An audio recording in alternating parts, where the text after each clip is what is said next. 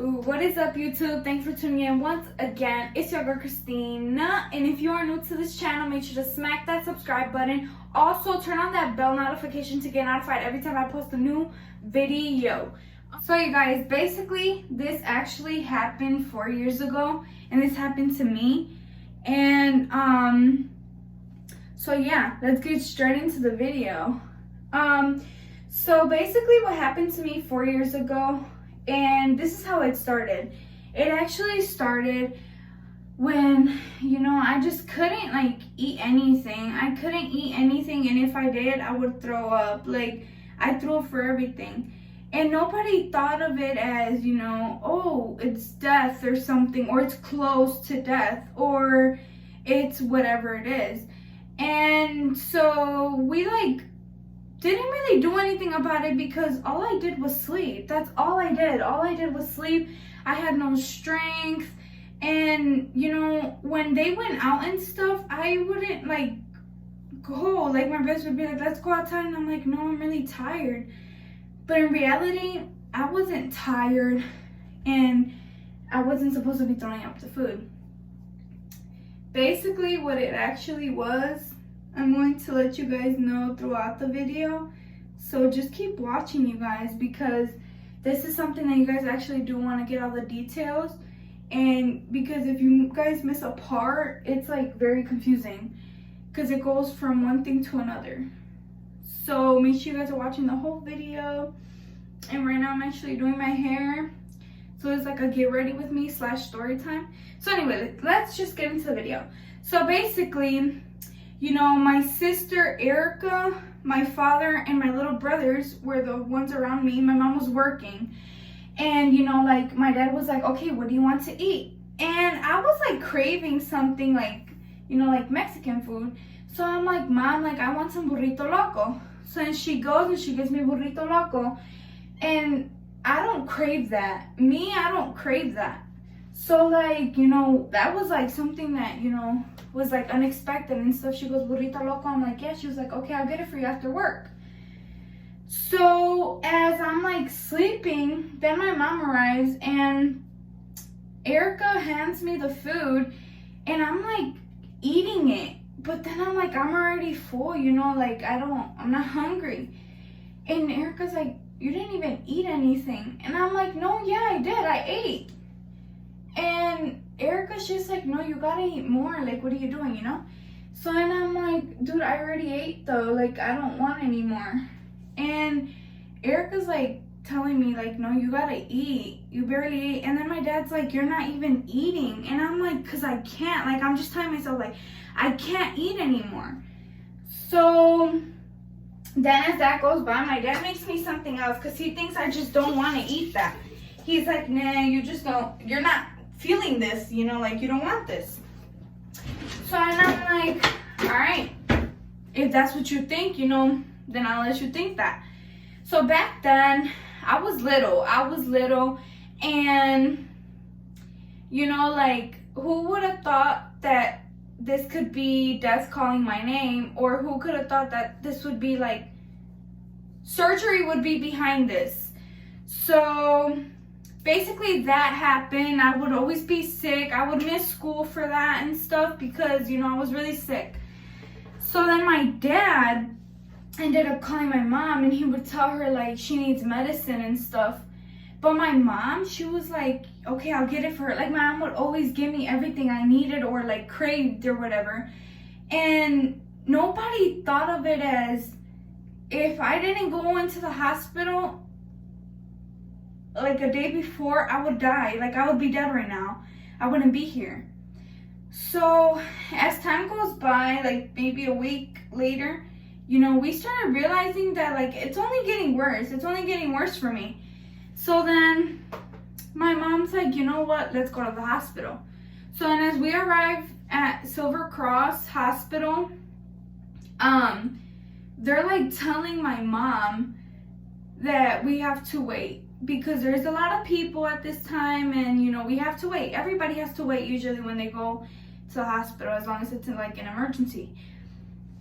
So we waited for 6 hours. 6 hours. Literally 6 hours. And be mindful that they were putting people in there that got there after me. Like, I was there way before people were there.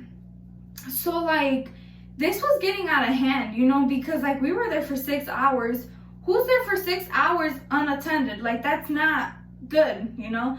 That's not good service. So, we're, like, there waiting patiently. And my mom's like, you know what? They're not calling us in, you know? Like, they haven't attended us. And this still gets me upset because first of all, they gave us wrong or false information. And second of all, we waited there longer than we expected to wait. So then, you know, they call us into a room or whatever. We wait there 4 hours, 4 more hours. So my mom was like, okay, what's going on? So then she calls a nurse, and that nurse comes in, and I feel like they were too busy because they gave us false information. Like, they just like asked my mom, you know, what was going on and assumed that I had that. In reality, they didn't even know because they did none. Like, no, like, they didn't take me back to, you know, like, revisarme or nothing.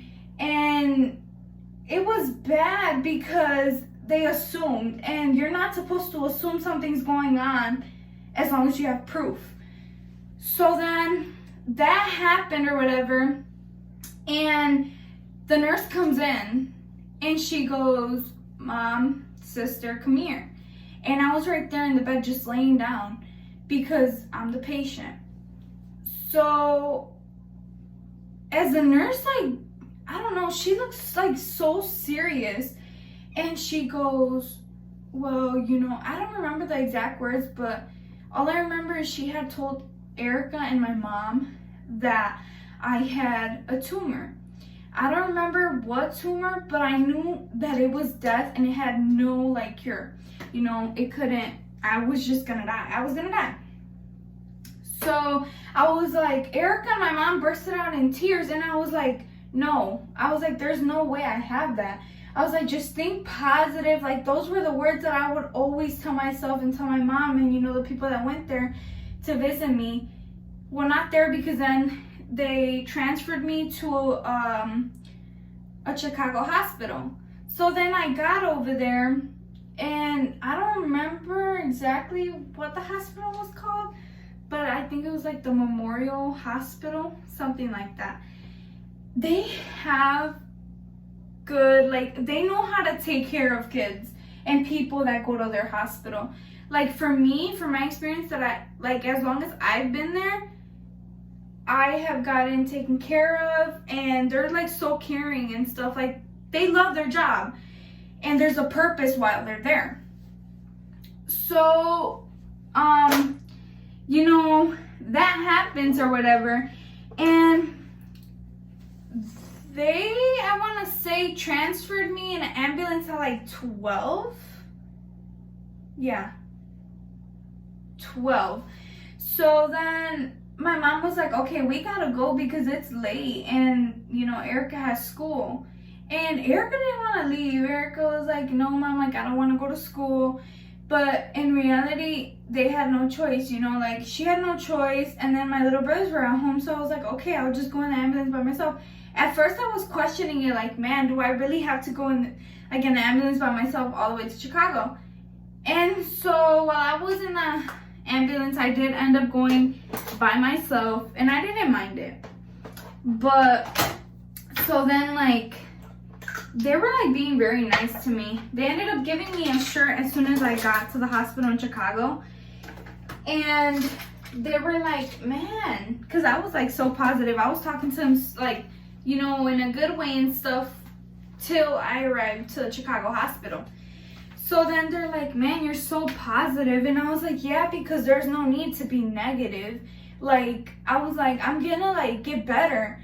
And, you know, like, I'm not gonna be here for long. So then we get there, and as soon as we get there, like, there's people receiving me that, like, they're so nice. Like, when I tell you guys they're so nice, they were so nice. I actually only remember one of my nurses, and her name was Christine. Me and Erica loved her. Like, we literally loved her. So then, as we get there, you know, I got there and there was nurses and stuff already waiting for me there. Like, they were waiting for me. And I was just like, ooh, you know, like, I'm in a good place. I'm better off being here and far than being over there and not getting attended. So as I get there, they do an MRI. And this is like, I want to say 2 in the morning, 3 in the morning. It was late. So when my mom gets there, I don't remember if Erica went. I don't remember. It's really hard for me to remember. And so as my mom arrives, they're like settling me into the room, my room, and they have like different doctors coming in and, you know, like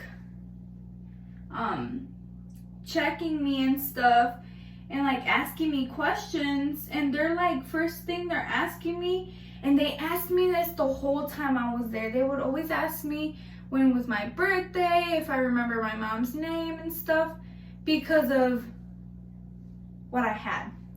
You guys will be finding out exactly what I had in a couple of minutes, so just keep watching. So anyways, you know, I didn't mind it at all because A, they're like actually being really nice to me and they're taking care of me. And B, I'm alive still and I'm better off being over here than being with somebody that's not, you know, not supervising me and stuff. So then as I get there, my mom gets there, and like I said, I don't remember if Erica got there or not with her, but I'm like, Mom, like, you know, like, everything's gonna be okay. We gotta think positive in order for me to like walk out of here in like better conditions and stuff. So then, you know, we're like there, whatever, and it gets to a point where I have to get up, and, you know, they're like transferring me in a bed to go to the MRI, like little like thing where they have the MRIs or whatever, like the machines. So then I change, and I have to like be like, I have to get like stuff on me and stuff like that. And then like they ended up putting a lot of needles in my, like, you know, through my arms and stuff. And I had a lot of medication running. So I'm kind of like out of it, you know, because they're putting different medication in me and my body's not used to it. And, you know, like, obviously my body's gonna react a certain way. So when I get there, I finish at like 4 in the morning. I finished the MRI testing at like 4 in the morning, and my mom's still there. But I remember that my mom ended up leaving or staying there. I don't remember exactly. But then they tell my mom, you know, like, they keep doing tests on me because they really want to find out, like, they want to know what's wrong with me, because they literally told my mom that they got false information at Silver Cross. So now we're at Memorial Hospital in Chicago. And, you know, like, who would have thought that if I didn't go to the hospital that day, I wouldn't have been here. Like, it gets to me because, you know, like, I'm really thankful that I got a second chance.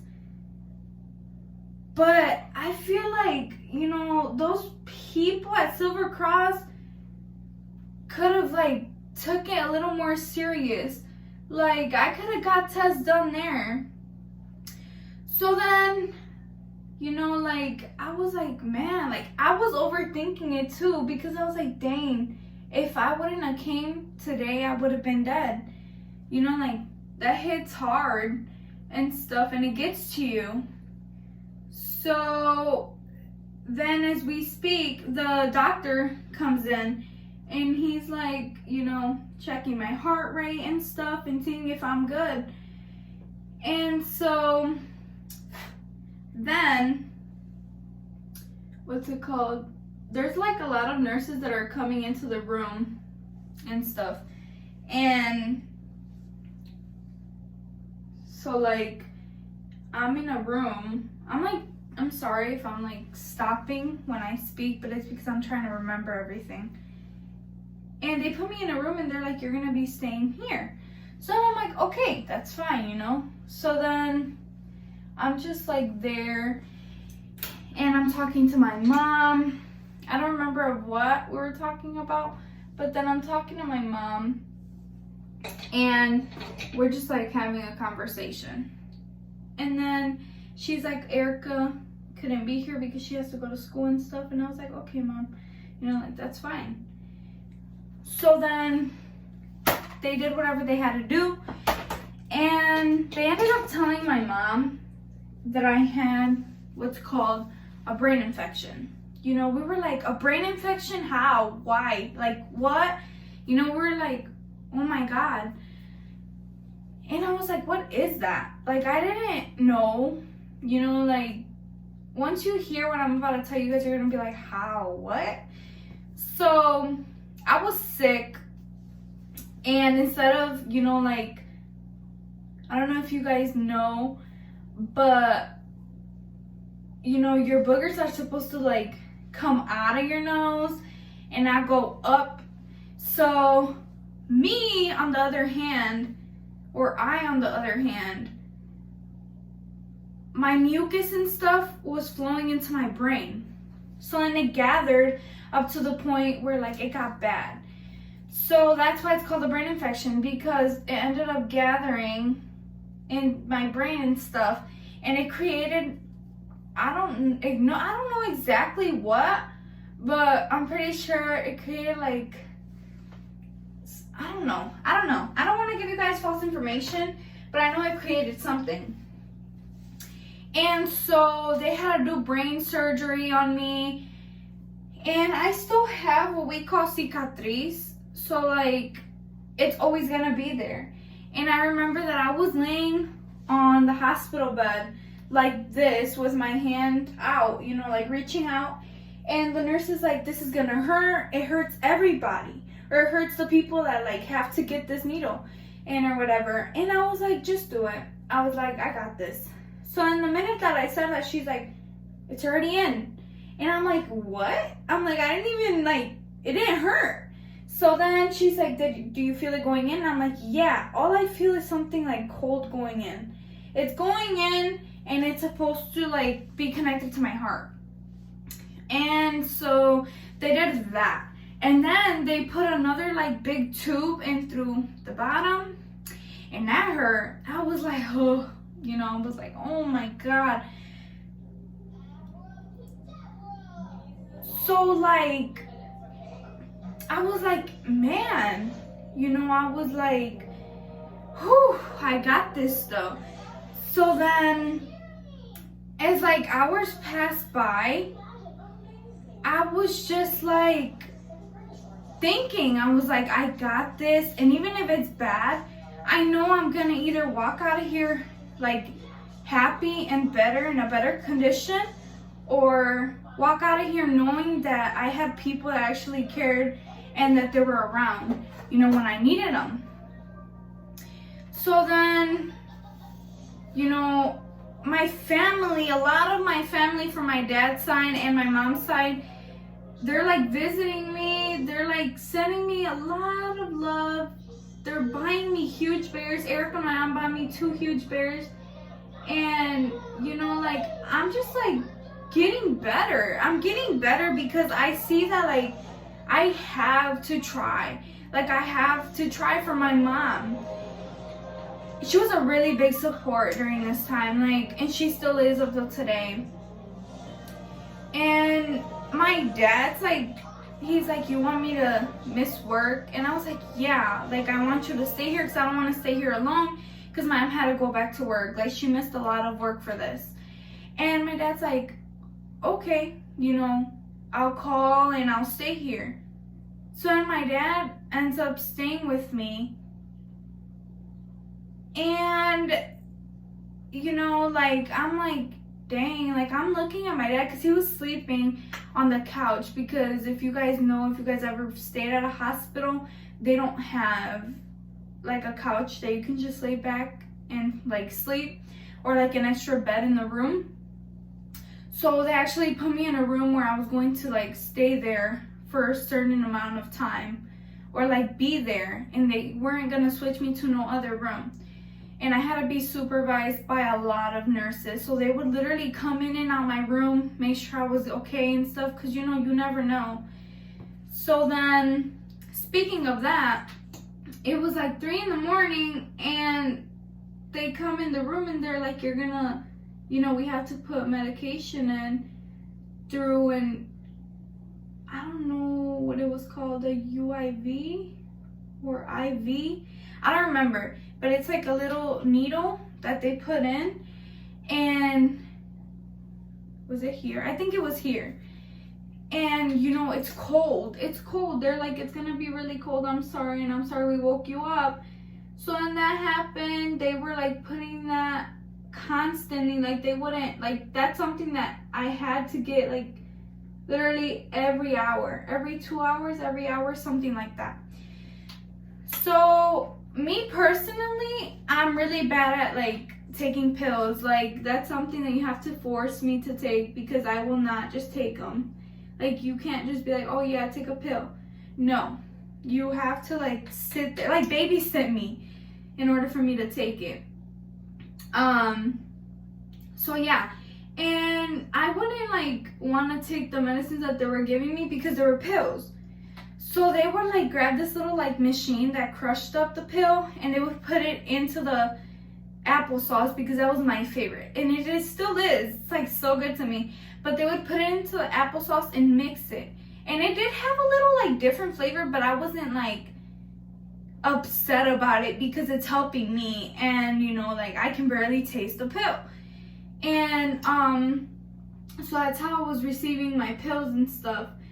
And yeah, so like then I went into surgery the next day, and all I remember seeing was doctors and their like suits, the blue suits. I just remember seeing blue all over me. Then I looked like this, like I looked down because I was laying straight, and then, or I looked up, and then there was like knives, needles, and like, I don't know, it was really scary to me because I've never been in that situation. So then I'm kind of like, oh my God, you know, like I'm starting to get worried, and I'm like, but it's gonna be okay. So when I asked the doctor for a minute before, you know, they start the surgery, and I pray, and I'm just like praying to God that, you know, nothing goes wrong, everything goes good, and he gives me another chance of living. So then I'm like, okay, I'm ready. And the doctor goes, okay, so basically you're gonna start to like, you know, tone out. I'm gonna give you this medication that's gonna make you fall asleep, Anastasia. And I think that's what it is. And so, you know, he puts on the mask on my face, and I just start like closing my eyes. Like I can feel it. I'm just like this, you know, like I'm zoning out and I'm falling asleep. So now all I remember is waking up, and I'm like all drugged up, you know, I'm like saying stuff. I don't even remember exactly what I said, but they were recording me, my aunts and stuff, because I was saying random stuff.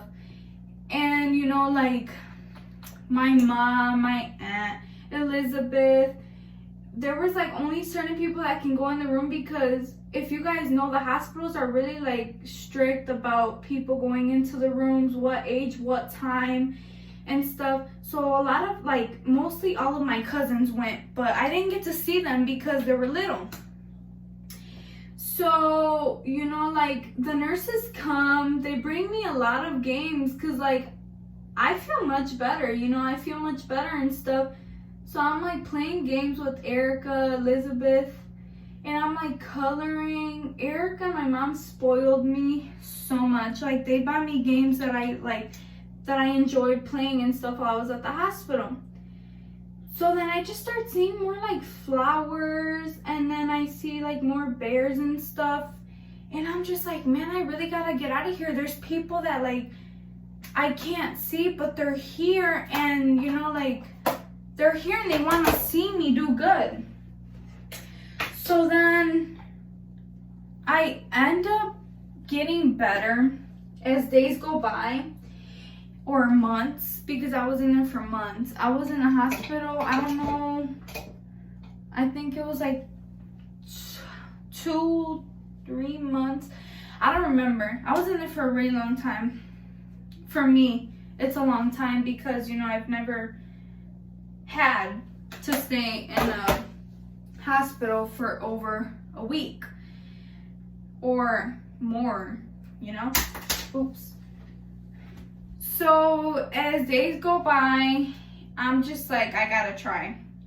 There's activities in the hospital where like I can go, and I got to see a lot of people that had cancer, little babies that were sick, and that just motivated me. I was like, I gotta become a nurse. I gotta become a nurse because just like they saved me, I want to save others.